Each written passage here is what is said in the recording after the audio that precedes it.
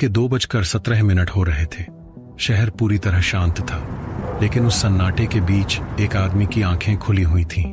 उसका नाम था अर्जुन वर्मा। दुनिया के लिए वह बस एक सरकारी क्लर्क था, एक साधारण आदमी जो सुबह 9 बजे ऑफिस जाता था, फाइलें संभालता था और शाम को घर लौट आता था। लेकिन सच इससे बहुत अलग था।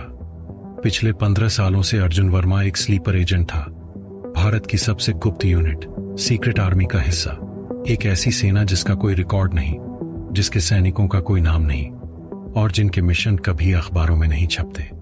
15 साल से अर्जुन बस एक ही काम कर रहा था, सामान्य जिंदगी जीना, क्योंकि सीक्रेट आर्मी का नियम था, जब तक देश पर खतरा ना आए स्लीपर एजेंट सिर्फ सोता है।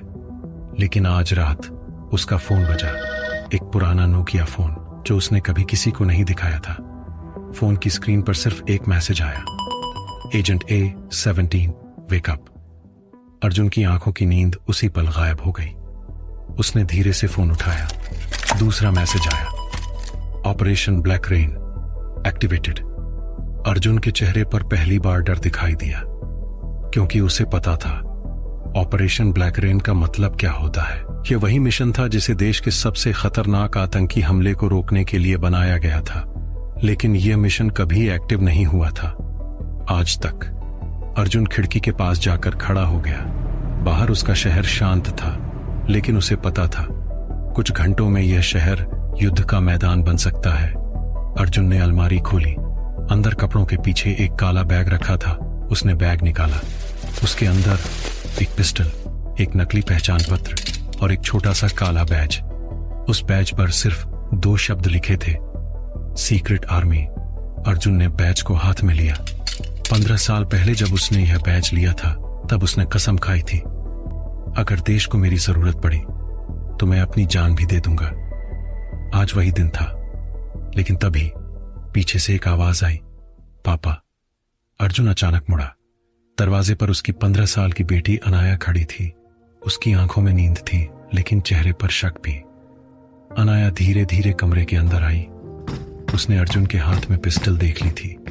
वह धीरे से बोली, पापा, आप सच में कौन हो? कमरे में एक पल के लिए खामोशी छा गई। अर्जुन के पास उस सवाल का कोई जवाब नहीं था, क्योंकि सीक्रेट आर्मी का पहला नियम था, अपनी पहचान किसी को मत बताओ, यहां तक कि अपने परिवार को भी नहीं। लेकिन अब उसकी बेटी उसकी आंखों में देख रही थी, और पहली बार अर्जुन को लगा कि शायद उसका सबसे मुश्किल मिशन देश को बचाना नहीं, बल्कि अपनी बेटी से सच छिपाना है।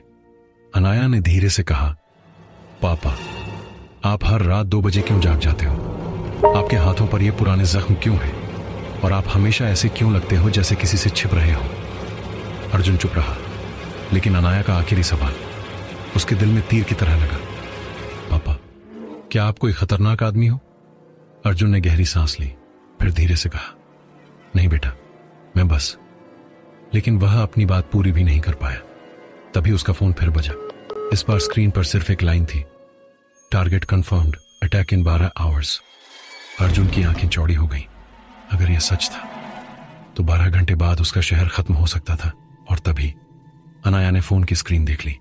उसने धीरे से पढ़ा, सीक्रेट आर्मी, और फिर उसने अर्जुन की तरफ देखा। पापा, क्या आप जासूस हो? कमरे में फिर खामोशी छा गई, और पहली बार अर्जुन वर्मा को लगा कि शायद उसका सबसे बड़ा राज आज रात खुलने वाला है। लेकिन उसे अभी नहीं पता था कि इस मिशन में सिर्फ दुश्मन ही खतरनाक नहीं है, बल्कि उसकी अपनी बेटी भी एक ऐसा सच छुपा रही है जो पूरी सीक्रेट आर्मी को हिला सकता है।